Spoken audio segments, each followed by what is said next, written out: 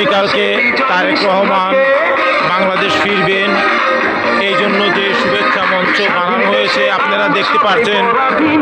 সামনে একটি মঞ্চ দেখা যাচ্ছে, এটি শুভেচ্ছা মঞ্চ।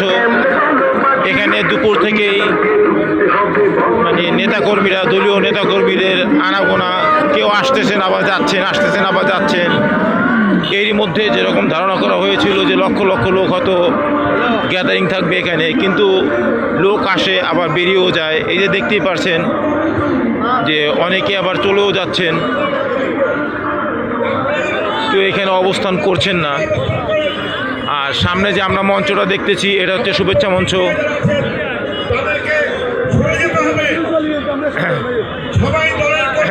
এটা 300 ফিট, তবে 300 ফিট পুরোটাই প্রায় এক পাশ বন্ধ করে দেওয়া হয়েছে এবং পুরো রাস্তাটাই জ্যাম লেগে আছে।